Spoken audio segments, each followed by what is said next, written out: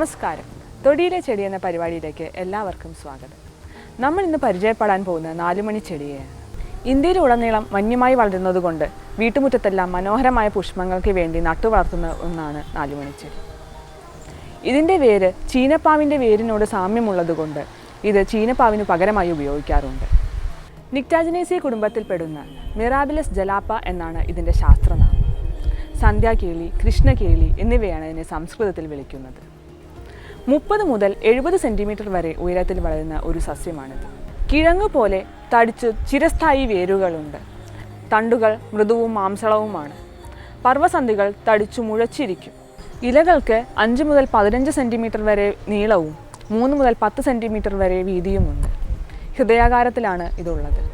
പുഷ്പങ്ങൾ ചുവപ്പ്, പർപ്പിൾ, മഞ്ഞ എന്നീ കളറുകളിൽ ആകർഷകമായ നിറങ്ങളിലെല്ലാം കാണുന്നു. ഫലങ്ങൾ ഗോളാകാരത്തോടു കൂടിയതാണ്. അതിൽ കറുത്ത് കട്ടിയുള്ള വിത്തുകളുണ്ട്. ഇതിൽ ട്രൈഗോണിൽ എന്ന ആൽക്കലോയിഡ് കാണാം. വേര് വിരേചന ഔഷധമായും രസായനമായും ഉപയോഗിക്കുന്നു. ഇലകൾ പൊള്ളലിനെ ശമിപ്പിക്കും. ഇലയും വേരുമാണ് ഇതിൻ്റെ ഔഷധയോഗ്യമായ ഭാഗങ്ങൾ.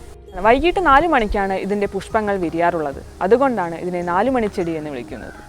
ഇതിൻ്റെ കൂടുതൽ വിവരങ്ങൾ നമ്മളോട് ഡോക്ടർ CM ശ്രീകൃഷ്ണൻ വിവരിക്കുന്നതാണ്.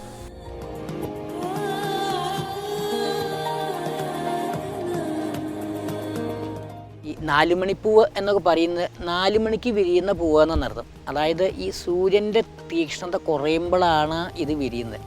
അതുകൊണ്ട് തന്നെ ഇത് ഈ ചൂട് അധികം ഇതിന് ഏൽക്കാൻ പറ്റില്ല. ഇതൊരു ശീതമാണ്.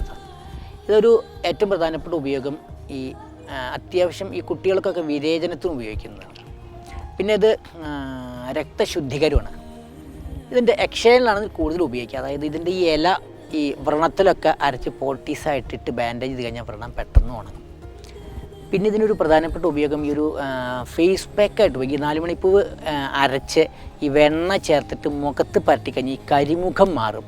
അതുപോലെ തന്നെ ഈ മുഖത്തുണ്ടാകുന്ന കറുപ്പ് പാടും അതുപോലെ ഈ കുഴികളൊക്കെ മാറാൻ ഈ 4 മണിപ്പൂവ് ഒരു പാക്ക് പോലെ ഈ തേൻ ചേർത്തിട്ട് ഫേസ് പാക്ക് പോലെ ഇട്ട് ഒരു 10 മിനിറ്റ് ഇരുന്നിട്ട് കഴുകി കളഞ്ഞു കഴിഞ്ഞാൽ മുഖത്തിന് നല്ല കാന്തി ഉണ്ടാവും, ഒരു പ്രസന്നത ഉണ്ടാവും.